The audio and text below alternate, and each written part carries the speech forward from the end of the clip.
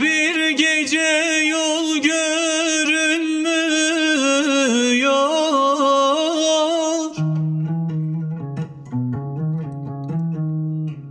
Yürüyorum dikenlerin üstünde.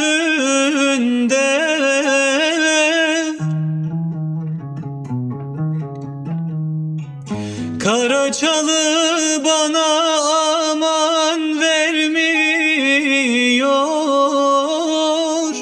Yürüyorum dikenlerin üstünde, yaralıyam üstünde, yaralıyam üstünde.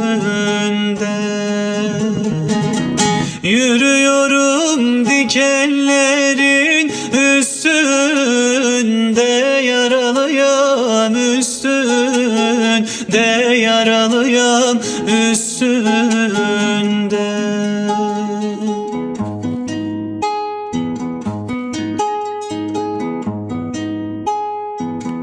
Güneş erken doğup şafak sökmüyor.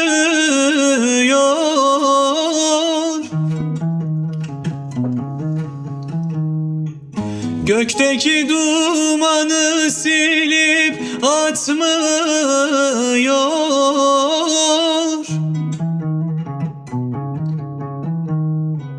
Ay karardı, yıldız ışık tutmuyor.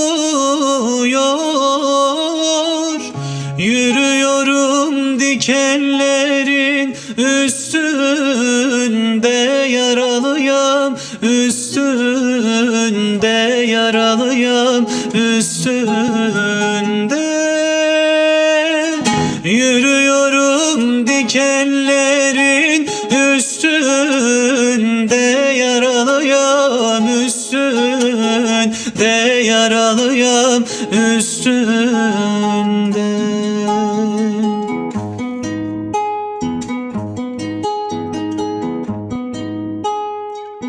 Yavaş yavaş ilerlerken Kaplani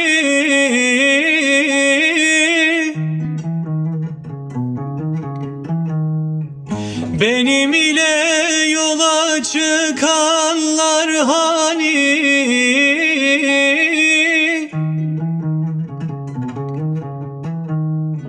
Geri dönsem taşa tutar dost beni. Yürüyorum dikenlerin üstünde, yaralıyam üstünde, yaralıyam üstünde. Yürüyorum dikenlerin üstünde, yaralıyam üstünde, yaralıyam üstünde.